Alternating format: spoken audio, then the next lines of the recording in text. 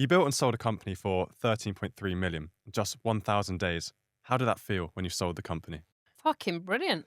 Incredibly intense, incredibly fast paced, but also I think a massive sense of accomplishment because I'd set out a clear plan and it was that I executed on. So yeah, it was good. Was there any sense of what am I going to do next? Was there any doubt as well? I think there was probably panic about how are the team going to cope working for somebody else. I'm not sure that straight away I thought about what am I going to do next because the nature of the deal that I did, um, I was tied in. So I had another kind of 18 months that I had to work for the new owners, but also I had 3 years where I was locked out of the market. So I couldn't sail off into the sunset. Was there anything that caught you out when you sold the company? I think emotionally, not being prepared for that journey, that kind of caught me out. In way of legally, I had a shit hot lawyer. She's a mate. She was brilliant. She does a lot of work for us now. And we were in a good, really good place around that. I think the bit that probably caught me out was I'm quite trusting and I believed what the company said who were buying us around their strategy.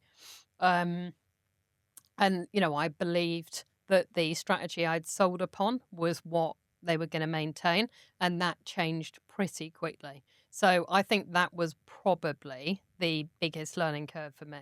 Was it a smooth process because you set up the Grafter to help entrepreneurs going through that process as well? Was there something about the process that you thought no one is helping entrepreneurs through this? It was exactly that process that made me build a grafter. So for me, I had an exceptional lawyer. I had a father who's done loads of transactions himself. My old business partner was pretty savvy on the finance side, but the bit that I absolutely did not have was the kind of emotional support. How am I actually going to feel when the deal happens? How do I cope with feelings of kind of guilt having sold the business? How do I manage me working for a boss? And yeah, I guess I probably chalked it all up to thinking the deal is done, and I'm going to be on that kind of pink cloud and high for a Yeah. long period of time. I'm not much of an actions and consequences kind of girl. I'm all action, and I tend not to think about the consequences. And then they can often be a surprise. And that's a lesson that at 48, I still do things without, thinking through the impact of some of that. I feel like there's a bit of a myth that you sell your company and then the next day you've got 13 odd million just sat in your bank account. Yeah, That there's isn't true, is it? No, there's definitely a myth. So the reality is, most business sales, you don't walk away with all cash. I think the only time that happens is if you're shifting a dodgy business. So the reality is, I was selling to a listed company. So these guys were on the stock market. So a lot of my deal was paper with shares as well as cash. And we took cash out on a day. So the day we did the deal, we had cash in the bank. And then I could sell some shares, I think, within a year or two. But I still own 1 million shares in that company today. So the reality is you don't get, you don't get that big bag of cash. That's not necessarily bad though, is it? Because you still own the shares. That's almost sort of, you can sell them shares, I assume. Yeah, yeah. They were locked up when I first sold the business. So there was a period of time I couldn't sell any shares because it was part of the deal. And, now I could absolutely sell them. The bit that I will always say to people is if you're selling to a listed company, those shares can go up and they can go down. And of course, I sold my business in 2020 at a point where the market was hot to trot from a healthcare and consultancy perspective. And so they have never been as high, those shares, as when I sold the company. And so, you've got to get your head around the fact that that doesn't exist anymore. That share price that in my head, they were at some points. It doesn't exist. And so they go up and they go down and they continue to go up and down. And you've just got to place some bets around, if you need that cash, what point you're taking it out at. And yeah, it's a real lesson. But to answer your specific point, if I had all that cash, if I had the full sale value on day one, I think that might be slightly dangerous. When you see the stocks going up and down, does that ever mess with your head a little bit? Messes with my head a lot because I'm not much of an investor. So I don't like that. I like things that I can control. I'm an operator. And so, I've done some investing, but I can't stand it. I am actually about to invest in a company, which is kind of terrifying for me because I really can't stand it. But I've totally fallen in love with this business. So I kind of need to get involved. But it does mess with your head. Yeah, for sure. On your website, talking about investment, says this: not all investment is equal. Know what you're getting into and what you're giving up. Explain that a bit. So I think I will often say to business owners, if somebody is offering to invest in your company, be really clear on what you are taking. Are you just taking the money? Are you hoping to take some of their network? Are you hoping that they are going to lean in and help with X, Y, and Z? But the other angle, I think, is, if you're raising money, you can do it in plenty of different ways.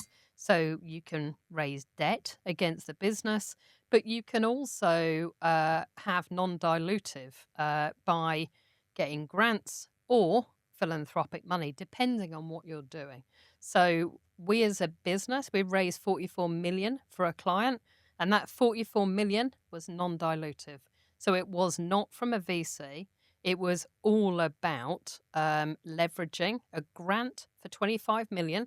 And then it was from the remainder of that money was made up from philanthropic, because that company, they are building a way to predict cancer using AI and longitudinal genomics data. So what they're doing is so fucking unique.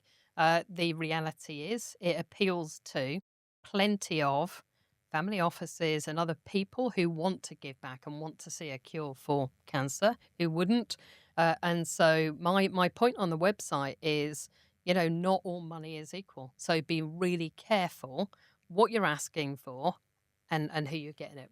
So for a new entrepreneur, just knowing there are other options out there, you don't Definitely. have to go and get investment, because every new entrepreneur thinks, I've got to go and get investment right away. Yeah, you see, you're talking to a bootstrap founder who's never had investment. So for me, third company round, I've always sold the services I've built and generated revenue. So for a really long period of time, I think I had quite a negative view of raising money because it seems to be very lauded in the public domain. They've raised 10 Definitely, million yeah. and everyone's a fucking legend. And I'm not knocking any of that. But personally, I'd like to see more entrepreneurs actually generate some revenue Yeah. than just raising money. We interviewed the founder of Halo the other day, and that's a 2 billion valuation that company's got, and he hasn't raised anything, has he? He's completely bootstrapped the whole What an absolute legend. whole I need to process. meet him. Yeah. You need to intro me, boy. Is there a benefit to doing that, as in the investor doesn't get control? Like, how much control does an investor get if they Well, give you a large sum? I think the reality is, so from a VC perspective, VCs tend not to own more than 15% of a business. Now, this is broad brush, and I'm deliberately going broad brush. So, they won't have necessarily control, but every time you do a raise, you are diluting. Now, there's some businesses where you have to raise. If we Yeah. go back on building products prior to AI, you would have to have raised, because there's not a cat and hell's chance you could build it without. But I think the reality is, I've heard some real horror stories about founders leaning in, putting a shift in, working their socks off, and over a period of time, their investment has been diluted and diluted because they needed the investment to keep going for whatever reason, building products, etc. And so I think my advice is just be a little careful on, do you actually need as much money as you're asking for? And these days, if somebody says to me, I need 500,000 to build a product, I'm like, what are you smoking? Because AI has rinsed the need for that. What would have been 500,000 investment, in my head today, we can 5x, 7x, maybe even 10x the AI development. So I would and I challenged and said, if you needed 500,000 for this 12 months ago, you should be able to do it for 50K right now. And some AI and some agentic. And I think the world is just starting to catch up that those things can happen, and that those options, they are They are there. available. Should every business be built to sell from day one? Well, I mean, that's a really interesting question. The nature of the work that I'm in, there's an element of me that says yes, because not even to sell, but because you build it in a way that somebody would want to buy it, and that therefore means you're building a good business, not just a business that you fall in love with, that you love doing, which I have to say is as important as Yeah. building a business that is, someone else wants to buy. But I think if you go into it with a very clear plan about, build to sell, ultimately, you set it up for success. You start to build the right things. You start thinking about what a data room would look like for the business in the future. You start creating the narrative of where you've been, where you are, and where you're going to. But you also, you just frame things in a better way, so you're not unpicking at a later stage. Businesses ebb and flow and change, and the market will dictate what you're doing to a certain extent. So whatever somebody comes in on day one and thinks they're doing, it's highly unlikely they're going to be doing exactly the same thing a couple of years' time. But I do think being able to paint the picture and create those artifacts is very important. How do you actually build a business to sell, though? Like, what does a sellable business look like? So I think it looks like a clear strategy. I think it looks like, some standard operating procedures, some ways that you do work. Now, that can be pretty straightforward to build and create these days. But you need to have a shared area where people in the business are accessing stuff. You don't want people reinventing the wheel every time. People need to know how they operate in your business if they're working for you, and also how they engage and access those services if they're not. So I'm not saying, spend 6 months building a business plan. Those days are long gone. But I do think you need to have some clear artifacts around what your P&L looks like, what you're going after. You need to have had a look at the market to see what the competition is up to, where the space is in the market, where the opportunity is. And the bit that founders, I think, always seem to forget is, why not ask your target clients if they would be up for buying your product or service before spending a bloody fortune on doing it? Because I know this is the Daniel Priestley. I get it totally. And I am a massive fan. So And am I hope to meet him in person at some point. But anyway, enough of my randomness. But I think testing is so bloody important. When I launched the Grafter, I spoke to 42 entrepreneurs about the service that I built. And 21 said, yeah. Fuck, where do we sign? And I moved quite quickly from market research to sales in that moment. But if you don't ask, you're not going to know. And you've got to keep asking, because here's the news. The market is on fire and it's moving faster than we could ever imagine. There's roughly 80% of businesses that are listed don't sell. Yeah. Now, what is it about that 80% that it makes it not attractive for people to buy?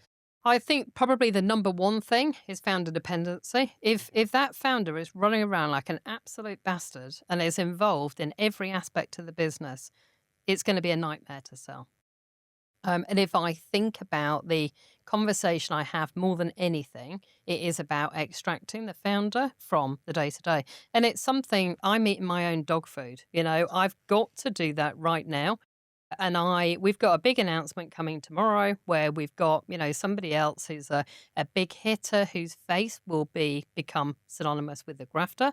And we've got another big hitter who will be leading some of the go-to-market for us come September. So we're 3 years in, 3.5 years in. It can't be the Rachel show. I have to extract me from the day-to-day.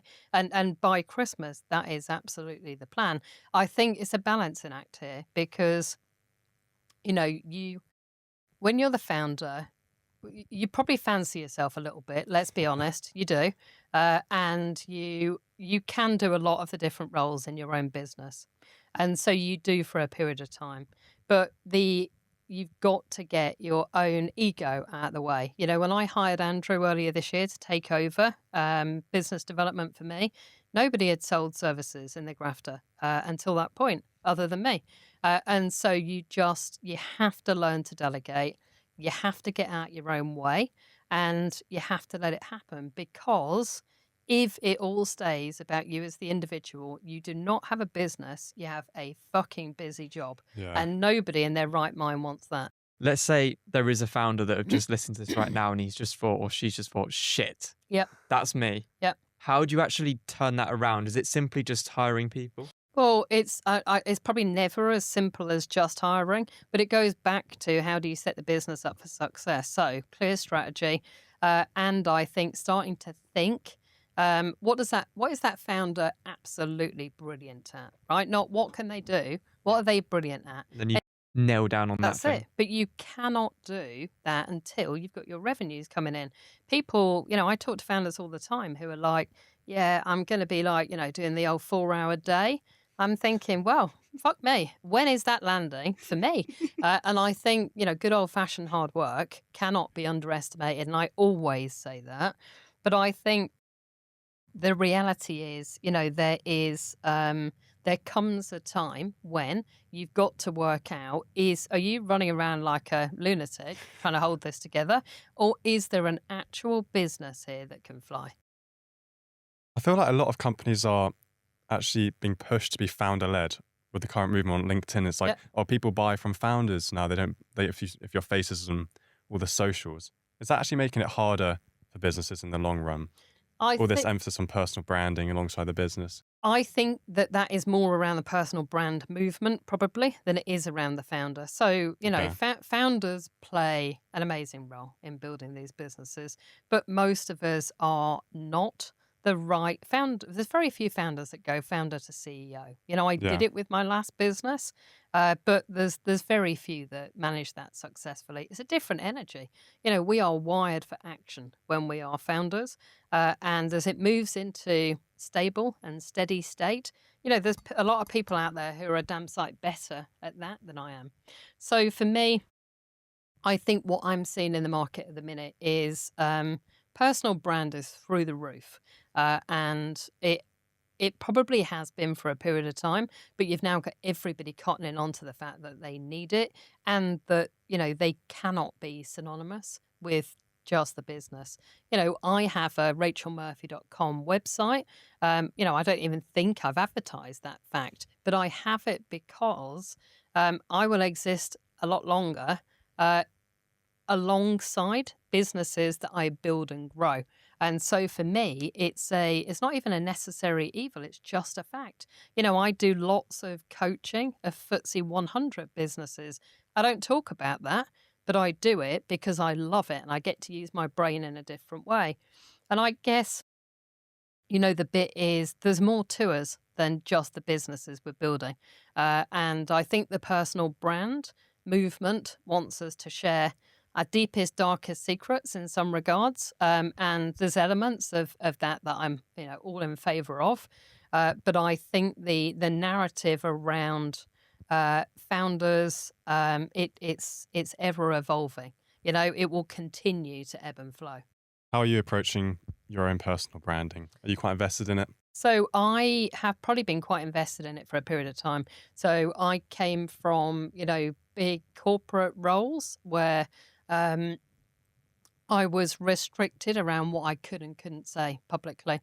And since the day I got out of those, I've been very honest on social media. So I use LinkedIn and I use Insta a lot. And for me, I had some advice recently that I need to move to posting 7 days a week. That scared the life That's out the of me. Daniel Priestley thing as well. Yeah, We went to a talk and he said you have to post. He posts multiple times a day. yeah. I mean, I also, my wife's 50th birthday over the weekend, and mates were saying, "Fucking hell, I can't move for your socials." Yeah. So it's a bit of a balancing act for me. I quite like it. I'm Yeah. more extrovert, and I quite like it. But I am probably 3 or 4 times a week at the minute, and right now, I think that'll probably do. But it takes time. I'm writing a book at the minute with one of our exiters around how to exit a business, and yeah, it's a lot of time and effort writing. So it's a balancing act for me. Talking about exiting, we were recently at a talk where the advice was no single client should be more than 20% of revenue. Now, what are the other non-negotiables and characteristics a business must have to be able to sell? Yeah, that's a good question. Okay, so you need some IP. You need, whatever you're doing, product or service, you need to know what's unique about you, and Yeah. you need to have that stuff documented in some shape, way, or form. I think that I always like that 20% rule. I mean, I probably normally hear it referred to as 30%. 20% makes more sense. I think you need to be having a look and seeing what the market is doing. This market is moving so fast. So I think that there has to be a way of automating some of your delivery in these businesses right now. And I guess the other point, if I'm totally honest, is you should be having some fun while you're doing this, because it's a serious amount of hard work. Running these companies it's brutal, right? And we are wired in an unusual way, entrepreneurs. But if you're not having some fun while you're doing it, my question is, why are you bothering? Because, the reality is it's seriously hard graft. So that wasn't just a plug there for the company. I just realised I didn't even realise. how I said You'll that. be using that again. Yeah, I'll be using that solidly, boys. Yeah, that for me is a non-negotiable. I want to challenge you then. From an outside perspective, what is RIP as in the business? In your organisation right now, so your IP, I think it has to be about how you are doing what you're doing. So whether that is delivering your services on-prem, in location, I'm talking purely on the podcasting side here. So you need a unique selling point that differentiates you from everybody else, and you need to protect that somehow and some way. And that may be case studies, it may be how you get people to open up. It doesn't matter what it is, but you definitely need it to create value in the business. And I guess the other side for your business is whatever other services you are providing, again, same rule apply. Make damn sure that you've got a unique way that you're doing it and that you're clear on it. You're going to have people who are going to ask you to do a load of stuff that may or may not be in your wheelhouse as well. And I think holding firm on some of that as time goes on is important. If I go back to the last business, we were offered £1 million contract in my last business in the first 12 months. But that company was beyond toxic. We didn't take it. We turned it down. It was a really hard decision. But from a principal perspective, I could not work. If I didn't fancy working in that place, I would never put a team in. And so it's bits like that I think will start to have you build up what's right and what's wrong for you over a period of time. And then the skill is, how do you make that yours? We deliver with a playbook, with a methodology. We've got a way of assessing companies at the Grafter. We've then got a methodology that 60 companies have been through that we know works.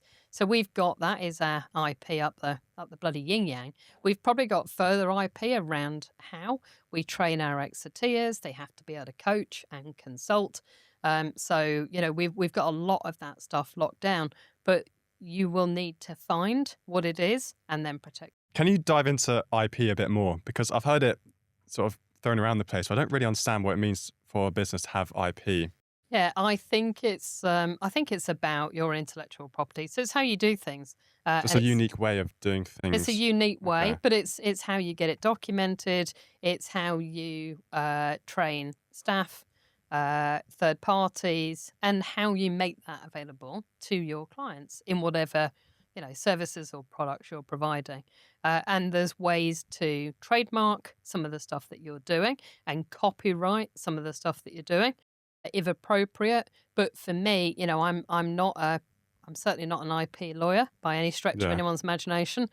So it's about creating those processes, policies, procedures that make you unique and delivering against that. Is writing a book IP in a way? Like Daniel Priestley talks about that a lot. It's a really good question. That I've not written a book before, so this is the first one. And the last time I tried to do it, I wrote about 40,000 words, got bored and released it as blogs. So here's hoping I've got more staying power.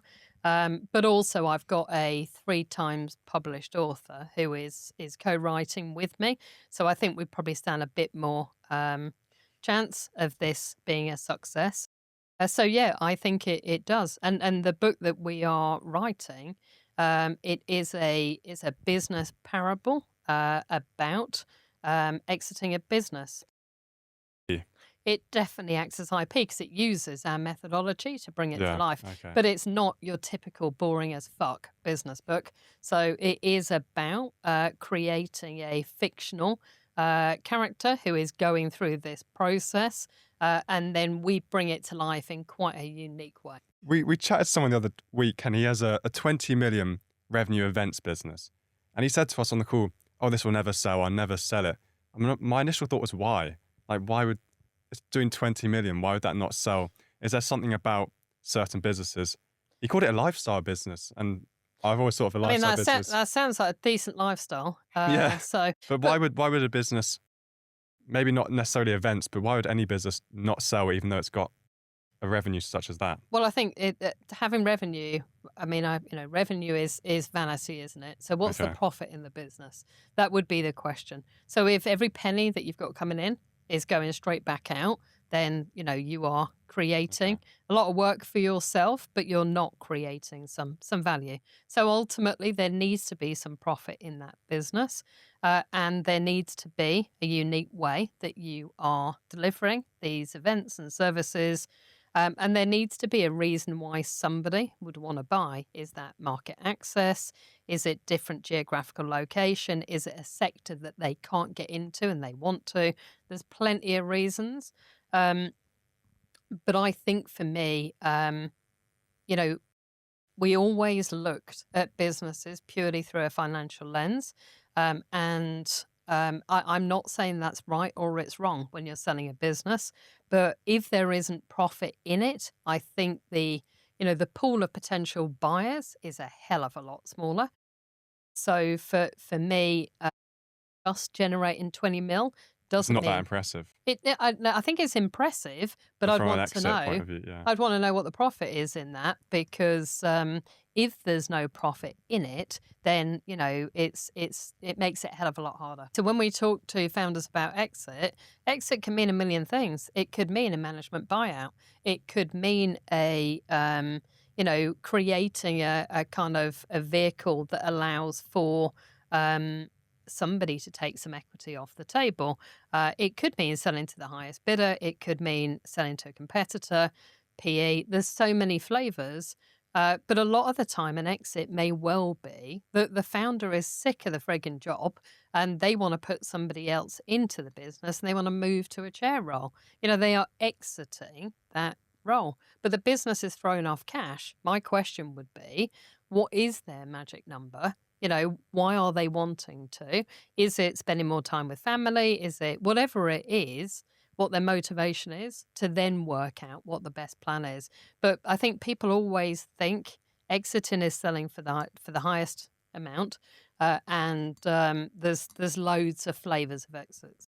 So just because someone exits a company, it doesn't mean they sell it, they get the money, they're gone. They could still stay in the company, but move to like a chair role, for example. Yeah, so one of our exiteers, when we sold her company, it was a partial exit. So she sold some of the shares. She still owns paper shares in the company that bought her. And she will have an opportunity in the future to exercise her right to sell the rest of those shares. So partial exit is often an attractive model because it means that you're bringing something in that you need, but you're also taking something off the table that you fancy. Why would you not be up for that?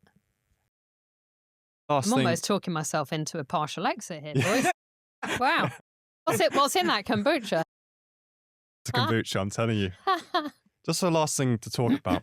What are some steps that a business owner could take away from this conversation to make their business more sellable? So maybe we could use our business as an example. So Yes. I like that. Is this like free consultancy? I mean, I'm loving your work here.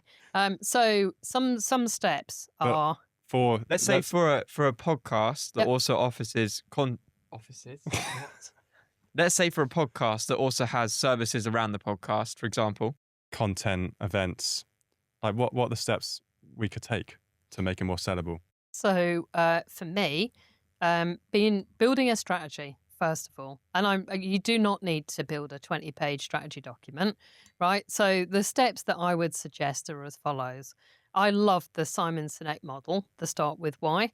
I would be building out a 1-page strategy for you two as business owners individually using that start with why, because it really gets you to look at what is important to you as individuals.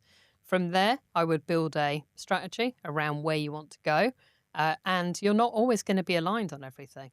But in way of actually documenting where you are today, where you would like to be in 3 years' time, for example, what that looks and feels like. And then I would start to actually document your services. You've talked about a few different services there. You need to build those services. You need to be able to articulate what they are, what they cost, and most importantly, what the outcome is for a client who is going to be buying them. And you need to know who your ideal client is. And you need to do some work around the ideal client. And then you probably need to do a little more testing of the market and talk to some clients. So if you were to do that and document that and store that in a bloody shared folder, here's the news, boys. That's the start of your data room because you're starting to build up a picture. It's not, you don't always have to have all the answers, and things are going to change along the way. But I think starting to build some of this stuff out and just spending some time thinking about it is important. You can't at the early stage be on the business 90% of the time because you've got to generate revenue. But if you were to spend 5% of your time collectively thinking about the future and what you're doing and how you're doing it, then I think that would be massive value add. The other bit, if you were asking for free consultancy, which I know you are, I would be suggesting you get a cheeky little advisory board, which sounds grand, doesn't need to be, around you, of some big fucking hitters who can walk you into places and who will, wherever they are doing these things, and let's face it, going back to the personal brand with entrepreneurs, wherever they are showing up and doing bits and pieces, they just become a kind of a partner revenue stream for you. That, for me, would be an absolute no-brainer. And maybe you offer to do some of their content on a discounted service or whatever, but I would be leveraging their networks like it's going out of fashion. When you say advisory board, what does that actually look like in practice? Because I've heard this a lot, but like from my brain. So do we pay people? How does the actual... I'm not talking about paying people, or you'd be paying them in kind, and that would be content creation or podcasting, some of your services. So if I think about my second business, we built an advisory board. We didn't pay them, but we had probably 12 of the biggest hitters in the UK on that board for 12 months. And we used them to test our strategy, our services, and they advised me when I was going through the sale process. So they were deeply useful. And a couple of them are unsurprisingly involved in the current business now. For you, I would probably get a sexier title than advisory board. We'd work on that. But I would get half a dozen. You don't want to go large. You don't want 20. You want half a dozen who you get on with, who are experienced, who want to help see you succeed. And I would find a way to get them incentivized and make it really clear. You are looking to grow your revenue and your services in a certain area, and the quid pro quo is you're going to get X, Y, and Z as a thank you. If I said to you right now, we'll give you 30% off any of our services, are you in? It's not, for me, it wouldn't be about 30% off. For me, it would be more around how do I open up my network for you and how do I have some content created? So I wouldn't be after a discount. I'd be saying, firstly, I'd want to be realistic that I could help. And I think that's important. You don't want people pretending to lean in. You want people who can actually lean in. It's easy for me. I've got a community of 120. Yeah. So do I think I can, create revenue for you? Of course I do. But I think I would just be really clear about, once you know who your ideal client is, get your ideal clients on this advisory board, boys. It's a no-brainer because their networks is exactly what you're going after. You're welcome. I'll send you a fucking bill. Thank you. Loads of valuable things there. If there's one key takeaway from this conversation you'd want a business owner listening to this podcast to take away, what would it be? I would want a business owner to think about the future. I would want them to feel that they have earned the right to consider what they actually want to go and do. And if they were to do one exercise, I would ask them to get a piece of paper and an envelope, and I would ask them to write what they think that magic number is. And then I'd ask them to put it in a drawer. And at a point in the future, I'd ask them to pull that back out and have a look at that when they're going through that process. People in the UK, I don't actually, but some people fear talking about money because it's like it's some sort of dirty secret. In the US, they don't care. They're brazen, and I fully respect that. But I think we are all very slavishly often building these businesses without thinking about the future. So I would urge everybody listening to take some time and just raise your head above the parapet for 5 minutes and think, what does it look like? What do you actually want? What the fuck are you doing this for in the first place? Where can people find you if they need your help? On social media. They can normally hear me before they find me, actually. Quite a loud voice. So rachelmurphy.com, thegrafter.com, or Rachel Murphy on LinkedIn. Thank you so much for joining us. Thank you. My pleasure, boys. Loved it.